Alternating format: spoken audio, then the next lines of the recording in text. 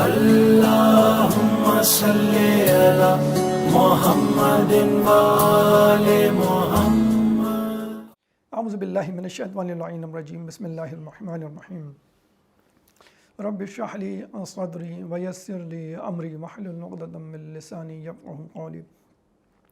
ان اللہ وملائکتہ یصلون علی النبی یا ایہا الذین آمنوا صلوا علیہ وسلموا تسلیما. اللہم صل علی محمد وآل محمد وعجل فرجہم. ماہ رمضان کی آمد ہے اور اس مہینے میں ہم اللہ تعالیٰ کے مہمان بننے جا رہے ہیں. جب ہم کسی بادشاہ کے مہمان بنتے ہیں تو ہمیں بڑی خوشی ہوتی ہے کہ جب ہم بادشاہ کے دربار میں جائیں گے تو بادشاہ ہمیں بہت ساری نوازشوں سے، بہت ساری نعمتوں سے، بہت ساری ڈشوں سے، اعزاز و کرام سے، تحفے تحائف سے نوازے گا. اور یہ تو پوری دنیا کا بادشاہ، پوری کائنات کا بادشاہ، تو یہ خدا ہم کو کتنی زیادہ نعمتوں سے سرفراز کرے گا. کہتے ہیں کہ ایک مسجد میں دو دوست گئے اور وہ مسافر تھے، کوئی جان پہچان نہیں تھی کہ ہم جو ہے وہ کسی کے پاس جا کے ٹھہریں.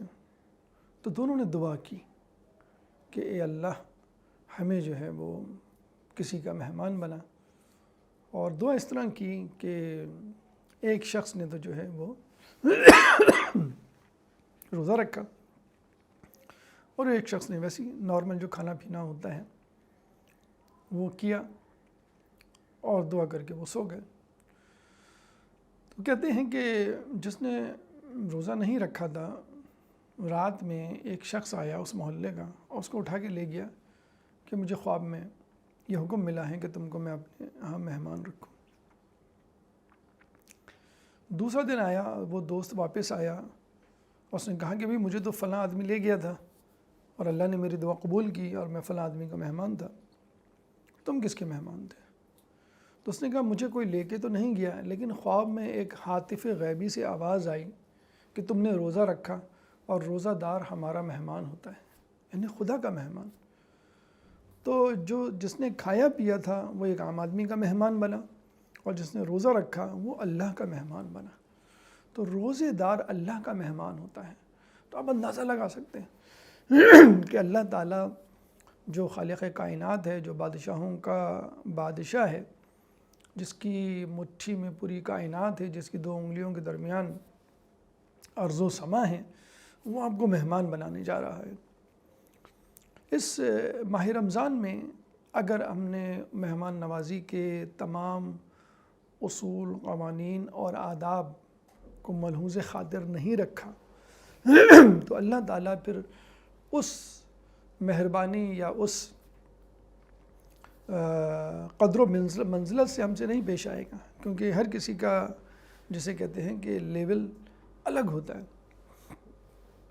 تو سب سے پہلے ماہ رمضان کے لیے یہ سمجھ لیجئے کہ ماہ رمضان کو عادتاً نہیں گزارنا، ماہ رمضان کو ثقافتاً نہیں گزارنا. یعنی کچھ لوگوں کی عادت ہوتی ہے روزہ رکھنا، ٹھیک ہے بھئی ہر سال رکھتے ہیں، سال بھی رکھیں گے. عبادت کرنا کچھ لوگوں کی عادت ہوتی ہے، نماز پڑھنا، تسبیح پڑھنا. اور کچھ لوگ دیکھا دیکھی کر رہے ہوتے ہیں کہ بھئی لوگ کر رہے ہیں تو مجھے بھی کرنا چاہیے، لوگ روزہ رکھ رہے ہیں تو میں بھی روزہ رکھوں، اگر لوگ روزہ نہیں رکھ رہے تو نہیں رکھوں گا، اور لوگ رکھ رہے ہیں اور میں نے نہیں رکھا تو لوگ باتیں سنائیں گے. تو یہ ثقافتاً آپ کر رہے ہیں. تو نہ عادتاً اس ماہ رمضان کو گزارنا ہے، نہ ثقافتاً گزارنا ہے. احادیث میں آیا ہے کہ لوگوں کے نماز روزے پر نہ جانا یہ تو ان کی عادت بن جاتی ہے. تو اصل چیز عادت نہیں ہونی چاہیے، عبادت ہونی چاہیے. کیونکہ عادت میں تو انسان اس کی روح کو نہیں اپنا پاتا. لیکن اب کچھ لوگوں کی عادت ہوتی ہے نماز، حالانکہ اللہ تعالیٰ کے لیے اللہ تعالیٰ قرآن میں فرماتا ہے ان الصلاۃ تنہی عن الفحشاء والمنکر، بے شک نماز فواحشات اور منکرات سے روکتی ہے. تو ہم کیوں نہیں گناہوں سے بچتے، فواحشات سے بچتے؟ حالانکہ نماز بھی پڑھتے ہیں، تو اس کا مطلب کیا ہوا کہ ہماری نماز ویسی نہیں جیسے ہونی چاہیے، اس لیے ہم نماز سے اور دیگر عبادات کو کرتے ہوئے بھی برائیوں میں مبتلا ہوتے ہیں۔ تو اسی طرح اگر ہم روزہ رکھتے ہیں اور تقوی کی منزل پر نہیں پہنچ پاتے تو اس کا مطلب یہ ہے کہ ہمارا روزہ اس طرح نہیں ہوتا جس طرح ہونا چاہیے، بس ایک عادت ہے کیونکہ لوگ کر رہے ہیں، یا میری جو ہے وہ روٹین میں شامل ہے روزہ رکھنا، ہر سال میں روزہ رکھتا ہوں، اور اس کی روح، اس کے معنی کو درک نہیں کرنا، تو اس کا مطلب ہے کہ آپ جو ہے وہ عادتاً کر رہے ہیں، عبادتاً نہیں کر رہے۔ دوسری قسم کے لوگ وہ ہیں جو اس کو ثقافتاً ایز اے کلچر اڈاپٹ کیے ہوئے ہیں۔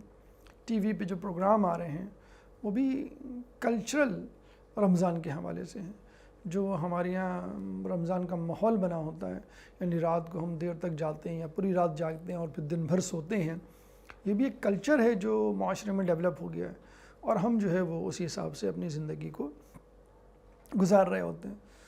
تو کلچر کے طور پہ اپنانا ہے کیونکہ لوگ کر رہے ہیں، ماحول ایسا بنا ہوا ہے، اور جس طرح لوگ رمضان گزار رہے ہیں مجھے بھی اسی طرح گزارنی ہے، مجھے جو ہے وہ دن بھر سونا ہے، رات کو جاگنا ہے، یا رات میں جو ہے وہ گپ شپ کرنی ہے، نائٹ میچز کھیلنے ہیں اور ٹی وی دیکھنا ہے، اور پھر جو ہے وہ سو جانا ہے دن بھر کے لیے، اور پھر مغرب سے پہلے اٹھ کے ظہرین پڑھنی ہے اور پھر مغربین پڑھنی ہے، اور روزے کو اسی طرح گزار دینا ہے۔ آپ کو روزے کو عبادت سمجھ کے گزارنا ہے، نہ کہ عادت، نہ کہ ثقافت۔ عبادت یعنی ان صلاتی و نسکی و محیای و مماتی للہ رب العالمین، کہ کہو میری نماز، میرا روزہ، میری زندگی اور میری موت سب اللہ کے لیے ہے۔ اگر آپ نے روزے کو اپنے لیے ریزرو کر لیا کہ بس میں اپنی صحت کے لیے فقط روزہ رکھ رہا ہوں، اللہ کے لیے نہیں، یا اپنے لوگوں کے لیے رکھ لیا، تو یہ ریاکاری ہے۔ نہ صرف یہ کہ عبادت ضائع ہوگی بلکہ عبادت شرک میں تبدیل ہو کر آپ کے لیے الٹا عذاب کا سبب بن جائے گی۔ عبادت کی طرح گزاریں اور مکمل منصوبہ بندی کے تحت گزاریں، کیونکہ جو عادت ہوتی ہے وہ بغیر پلاننگ کے ہوتی ہے، بغیر منصوبہ بندی کے ہوتی ہے۔ جو ثقافت ہوتی ہے، جو کلچر ہوتا ہے، وہ بھی بغیر پلاننگ اور بغیر سوچ کے ہوتا ہے۔ لوگ کر رہے ہیں، آپ نے جیسی جینز چل رہی ہے، جیسی شرٹ چل رہی ہے، جیسی جسے کہتے ہیں کہ وہ ٹائی چل رہی ہے، جس طرح کا لباس چل رہا ہوتا ہے، آپ کہتے ہیں بھائی ٹھیک ہے، جس طرح لوگ پہن رہے ہیں میں بھی پہن رہا ہوں۔ تو آپ نے سوچا نہیں کہ میری کیا مرضی ہے، یا میں کیا چاہتا ہوں، یا صحیح کیا ہے، غلط کیا ہے۔ اور عادت میں تو آدمی لاشعوری طور پہ ایک کام کو کر رہا ہوتا ہے، اس کو ذہن میں بھی نہیں ہوتا میں یہ کام کر رہا ہوں۔ تو روزے کو نہ عادت سمجھنا ہے، نہ ثقافت سمجھنا ہے، بلکہ عبادت سمجھنا ہے جو کہ اللہ نے آپ پر لازم کی ہے، اور اس طرح کی عبادت سمجھنا ہے کہ جس طرح کی عبادت اللہ چاہتا ہے۔ یعنی ریکوائرمنٹ کیا ہے، رزلٹ کیا ہونا چاہیے۔ یعنی فرض کر لیں کمپنی نے ایک کریم بنائی ہے گورا کرنے والی، اور وہ دعویٰ کرتی کہ 15 دن میں آپ کا رنگ گورا ہو جائے گا۔ اگر 15 دن بعد آپ کا رنگ گورا نہیں ہوا تو اس کا مطلب کیا ہوا؟ یا تو وہ کریم غلط ہے، انگریڈینٹس غلط ہیں، وہ دعویٰ، وہ کلیم غلط ہے جو کمپنی کا ہے، یا پھر آپ اس کریم کو استعمال ہی نہیں کر رہے پراپر وے میں، جس طرح کی پریکاشن دی گئی ہیں، مثلا کہ آپ چہرہ دھو کے کریم لگائیں، مثلا آپ رات کو لگائیں، مثلا صبح اٹھ کے آپ کو فلاں سولوشن سے اس کو دھونا ہے۔ تو اسی طرح نعوذ باللہ یا تو رمضان سے متعلق، روزے سے متعلق جو باتیں ہیں، جو قرآن میں، حدیث میں ہدایات ہیں، وہ غلط ہیں نعوذ باللہ، یا پھر آپ غلط کر رہے ہیں۔ دوسری بات ہو سکتی ہے کہ ہم روزے کو اس طرح نہیں گزار رہے جس طرح گزارنا چاہیے۔ تو ہم روزے کے لیے کیا کریں؟ بہت سارے سٹیپس ہیں، بہت ساری تجاویز اور فیڈ بیکس اور سجیسشن ہو سکتی ہیں۔ The first and the foremost important thing to spend Ramadan in the best way is to receive welcome Ramadan in a jubilant way. استقبال ماہ رمضان کو وارم ویلکم کریں، تب کہیں جا کر آپ اس سے استفادہ کریں گے۔ رمضان کو پلان کریں پھر کہیں جا کے آپ اس سے استفادہ کریں گے۔ دیکھیں، اللہ کا رسول، بلکہ اللہ کے رسول کا وسیع ایک مکمل پلاننگ آپ کے پاس پیش کر رہے ہیں کہ بھئی یہ پلاننگ ہے، یہ تم اپنے ذہن میں رکھو اور اس طرح اس پلاننگ کو گزارو، تو تمہارا روزہ، تمہارا رمضان بہت اچھا گزرے گا۔ اللہ کی پلاننگ کیا ہے؟ لعلکم تتقون، کہ تم متقی پرہیزگار بن جاؤ۔ تم سے مراد آپ کی روح، آپ کا نفس۔ دیکھیے ہمارا جو وجود ہے، ہماری جو اینٹیٹی ہے، ہماری جو پرسنالٹی ہے، it is composed of 3۔ Number 1 جسم، نمبر 2 ذہن، نمبر 3 روح، باڈی، مائنڈ اینڈ سول۔ اللہ تعالیٰ نے ان تینوں چیزوں کے لیے پلان تیار کیا ہے۔ مثلاً باڈی کے لیے رسول اکرم صلی اللہ علیہ وآلہ وسلم کی کیا حدیث ہے؟ سومو تسیحو، روزہ رکھو اور کامیابی حاصل کرو، روزہ رکھو اور صحت حاصل کرو۔ آج کل پوری دنیا میں ڈائٹ پلانس اور جم اور ڈائٹ ریسیپی موجود ہے، اور مختلف تھاؤزنڈس ٹائپس کی ریسیپیز اور پلان ہوتے ہیں جس کو اڈاپٹ کر کے انسان صحت مند بن جاتا ہے۔ تو روزہ، ڈائٹنگ، فاسٹنگ یہ خود ایک بہت بڑی ریسیپی ہے۔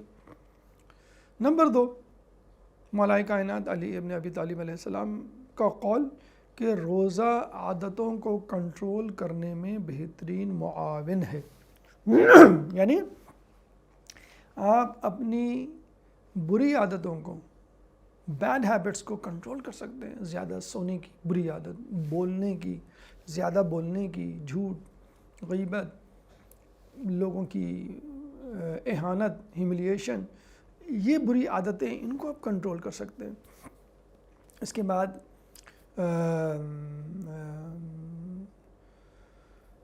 تیسرے نمبر پہ جو اہم ترین چیز ہے جس کا قرآن میں تذکرہ ہے، یا ایھا الذین آمنوا کتب علیکم الصیام کما کتب علی الذین من قبلکم لعلکم تتقون، کہ اے لوگوں تم پر روزے فرض کر دیے گئے ہیں جیسے کہ تم سے پہلے کے لوگوں پر، کہ تم پرہیزگار متقی بن جاؤ۔ تقویٰ اور پرہیزگاری کا تعلق آپ کے روح یا نفس سے ہے۔ نفس اور روح ایکچولی ایک ہی چیز کے دو نام ہیں۔ جب انسان زندہ ہوتا ہے تو اس کو ہم نفس کہتے ہیں، جب انسان مر جاتا ہے اور وہ نفس انسان کے جسم سے جدا ہو جاتا ہے تو اس کو ہم روح کہتے ہیں۔ روح اور نفس ایک ہی چیز ہے۔ تو اللہ تعالیٰ نے، اسلام نے ان تینوں components of the personality of the persona, ان تینوں کے لیے 3 ڈفرینٹ اسٹریٹجیز، میتھڈالوجی اور پلان کیا ہے۔ باڈی کے لیے بھی روزہ ضروری ہے تاکہ تم صحت مند رہو، ذہن کے لیے بھی روزہ ضروری ہے تاکہ you can control your mind and can do some self development to improve your personality, اور نمبر 3 روح کے لیے to adapt piety to improve yourself in terms of تقویٰ۔ یہ ہے اللہ کی، یہ ہے اسلام کی پلاننگ، مولا کائنات کی پلاننگ، رسول اللہ کی پلاننگ۔ ہماری خود کی پلاننگ کیا ہے رمضان کے حوالے سے؟ ہماری خود کی پلاننگ یہ ہے کہ اس ماہ رمضان میں ہمیں کیا کیا کھانا ہے۔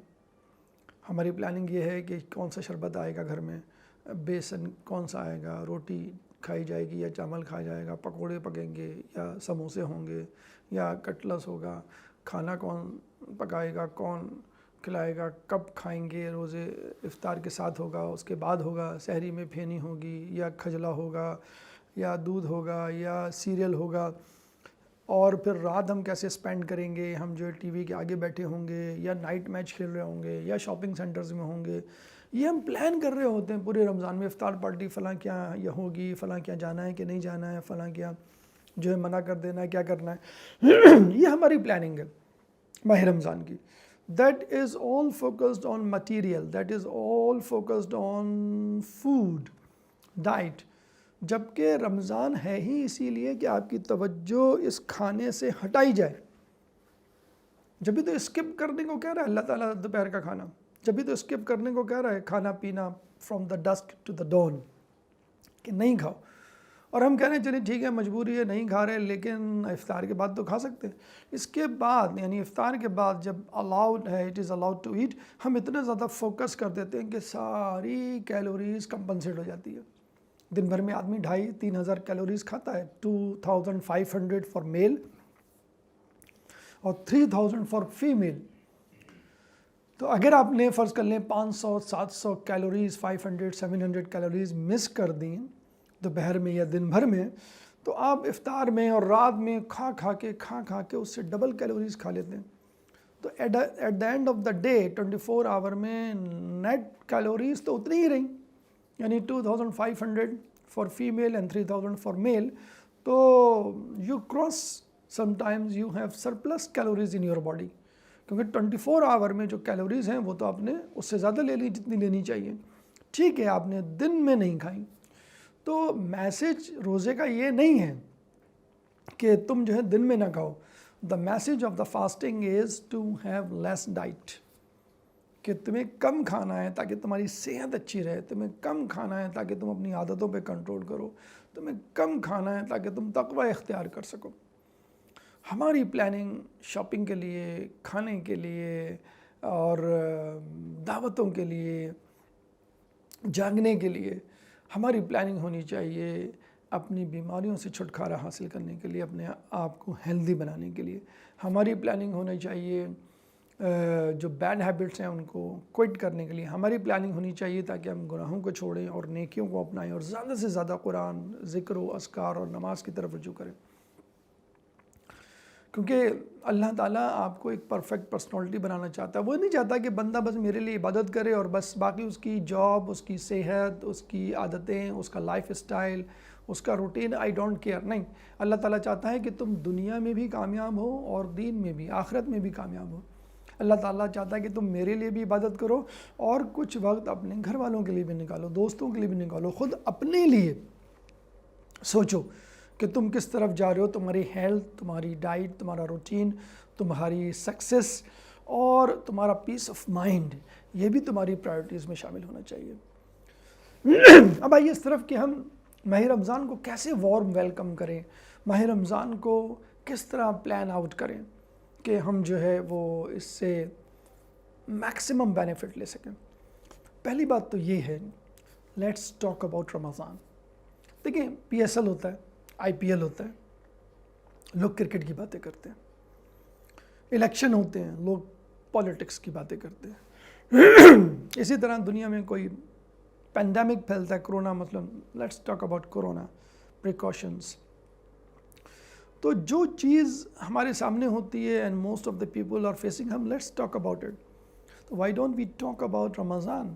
15 شعبان سے لے کے 1 رمضان سے پہلے جتنا رمضان کو ڈسکس کر سکتے ہیں کریں.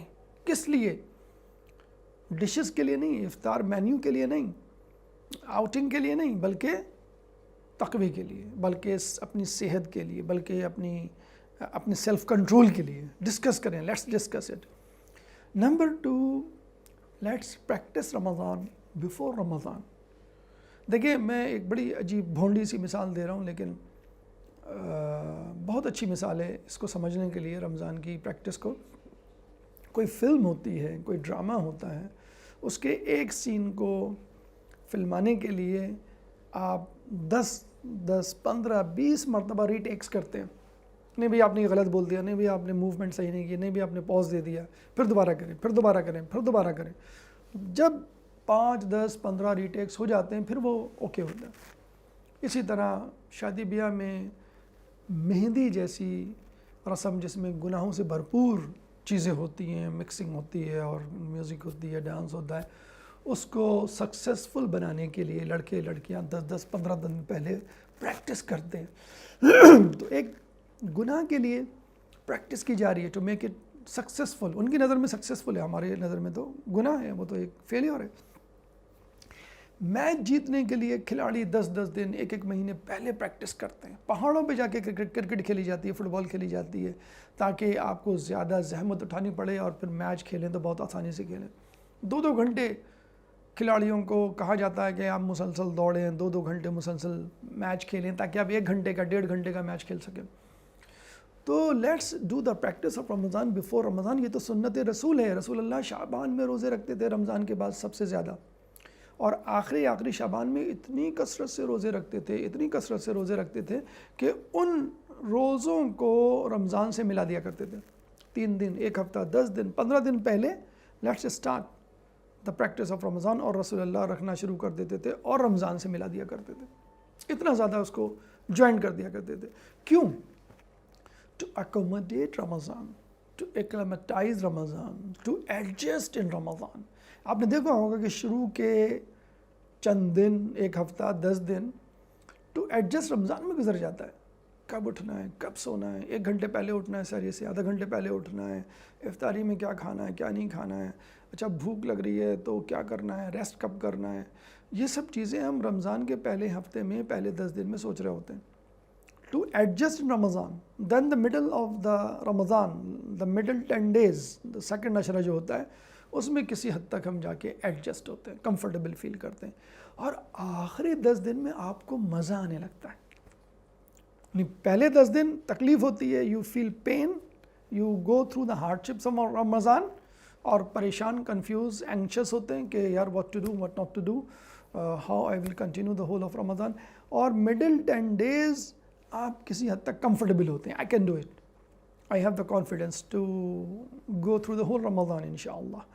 دا لاسٹ 10 days آپ پریشان ہو جاتے ہیں، لاسٹ 10 days آپ بہت کمفرٹیبل فیل کرتے ہیں. کاش I wish the whole year will be Ramadan. I can do it, no problem. تو اگر آپ پہلے 10 دن پریکٹس شروع کر دیں تو فرسٹ 10 days کمفرٹیبل ہوں گے، اور اس کے بعد سے مزہ آنا شروع ہو جائے گا. ضرور بالضرور جتنے روزے رکھ سکتے ہیں رکھیں، 3 سے زیادہ رکھ سکتے ہیں، ایک ہفتہ سے زیادہ رکھ سکتے ہیں، 10 دن، 15 دن، جتنے بھی روزے رکھ سکتے ہیں، لیکن ضرور بالضرور رکھیں. Just to let you know what can be the temperature and how can you respond to Ramadan. پھر اس کے بعد جو اہم چیز ہے وہ ہے رؤیت ہلال رمضان. to see, to watch the moon of Ramadan, crescent of Ramadan. اگر نہیں دیکھ سکتے for some reason, at least you should recite دعا نمبر 43 of صحیفہ کاملہ. اس میں جو دعا لکھی ہوئی ہے صحیفہ کاملہ میں 43، اس کو پڑھیے. There are so many messages, enormous messages, plenty of suggestions you will have to live your Ramadan in the best way. اس کے بعد استقبال ماہ رمضان، دعا number 43, 44. You should recite to let's see how Imam Zainul Abidin alayhi salam is preparing himself for Ramadan. امام زین العابدین علیہ السلام، دیگر امام کے بارے میں کہا جاتا تھا کہ ان کے رمضان، ان کے شوال میں کوئی فرق نہیں تھا. ارے وہ تو امام زین العابدین تھے، دن میں دسترخوان نہیں لگتا اور رات میں بستر نہیں لگتا. کنیز سے پوچھا نا کہ بتاؤ اپنے امام کے بارے میں، کنیز نے کہا مختصر یا تفصیل. انہوں نے کہا جسٹ بریفلی، ناٹ ڈیٹیل. انہوں نے کہا کہ میں دن میں دستر نہیں لگاتی، رات میں بستر نہیں لگاتی. تو ان کا عام دن بھی روزوں سے گزرتا تھا، تو رمضان کیوں نہ گزرے. وہ تک اپنے گناہوں کی معافی مانگ رہے ہیں جنہوں نے گناہ ہی نہیں کیے. وہ تک کہہ رہے ہیں کہ اللہ مجھے رمضان کو اس طرح گزارنے کی توفیق عطا فرما جس طرح تو کہہ رہا ہے. تو دیکھیے رؤیت ہلال دعا نمبر 43، استقبال رمضان دعا نمبر 44، کیا کیا میسیجز ہیں آپ کے لیے، اور ان میسیجز پہ عمل کرنے کی کوشش کیجیے. اور جب یہ تمام چیزیں کر لیں تو اس کے بعد آپ ایک لسٹ بنائیں، گروسری کی نہیں، ان پارٹیز کی نہیں جن میں آپ کو شرکت کرنی ہے، اس مینیو کی نہیں جو آپ کو افطار پارٹی میں ٹیبل پہ رکھنا ہے. ان اعمال کی لسٹ بنائیں جو آپ کو انجام دینا ہے. جیسے مجھے قرآن پڑھنا ہے، کتنا قرآن پڑھنا ہے، 1 سپارہ، 1 صفحہ، 1 ربع، کتنا پڑھنا ہے. مجھے 1 حدیث پڑھنی ہے، 2 حدیثیں پڑھنی ہے، مجھے فلاں کتاب پڑھنا ہے، یا مجھے درس سننا ہے. خواتین کے لیے تو بہت بیسٹ ہے کہ وہ کچن میں کھانا پکاتے ہوئے موبائل رکھ کے موبائل پہ درس سن سکتی ہیں، 10 منٹ، 15 منٹ، 1 گھنٹہ، سحری کے وقت بھی اور افطار کے وقت بھی. خود آپ عموماً دفتروں کی جلدی چھٹی ہو جاتی ہیں تو آپ گھر آ کے درس پلے کر سکتے ہیں، گاڑی میں درس پلے کر دیں، آپ تلاوت قرآن یا دعائیں وغیرہ پلے کر دیں. تو ان چیزوں کی لسٹ بنائیں، ٹارگیٹس. رمضان سے بہتر آپ کو مہینہ نہیں ملے گا دینی معلومات کو بڑھانے کا. تو ٹی وی پہ فضول کھیل تماشے والے پروگرام، لہو و لعب والے پروگرام دیکھنے سے بہتر ہے جو عین افطار سے پہلے اور سحری سے پہلے آتے ہیں، جو کہ بیسٹ ٹائم ہوتا ہے نماز شب کا، جو بیسٹ ٹائم ہوتا ہے دعا کا، وہ آپ ویسٹ کر رہے ہوتے ہیں. تو استقبال ماہ رمضان انجام دیجئے. Let's discuss the topic with the other people. Do the practice of fasting before Ramadan. تب کہیں جا کے اس رمضان کو آپ سکسیسفلی گزار سکیں گے. اللہ تعالیٰ سے دعا ہے کہ ہمیں اس رمضان کو اس طرح وارم ویلکم کرنے کی توفیق عطا فرما جس طرح رسول نے کیا، جس طرح رسول کے وصی نے کیا، جس طرح اولیاء اللہ نے کیا۔ اللہ تعالیٰ سے دعا ہے کہ اس رمضان کو اس طرح گزارنے کی توفیق عطا فرما جس طرح اللہ تعالیٰ نے قرآن میں اس کو بیان کیا۔ اللہ تعالیٰ سے دعا ہے اس رمضان کو تمام رمضانوں سے بہتر گزارنے کی توفیق عطا فرما اور ہمیں تقوی کی اعلیٰ منزل پر پہنچا۔ اللہ سے دعا ہے کہ جو لوگ پریشان حال ہیں ان کی پریشانی کو دور فرما، جو بے روزگار ہیں ان کو رزق حلال عطا فرما، جو رزق حلال کما رہے ہیں ان کے رزق حلال میں برکت عطا فرما، جو مقروض ہیں ان کے قرضوں کو ادا فرما، جو سفر میں ان کو منزل عطا فرما، جو گمشدہ ہیں ان کو ان کے پیاروں سے ملا۔ مسلمان دنیا میں جہاں جہاں ظلم و ستم کا نشانہ بنے میں ان سے ظلم و ستم کو دور فرما، امام کے ظہور میں تعجیل فرما، ہمیں ان کے انصار و اعوان میں شامل فرما۔ ربنا تقبل منا انك انت السميع العليم وتب علينا انك انت التواب الرحيم برحمتك يا ارحم الراحمين۔ اللهم صل على محمد وآل محمد، اللهم صل على محمد وآل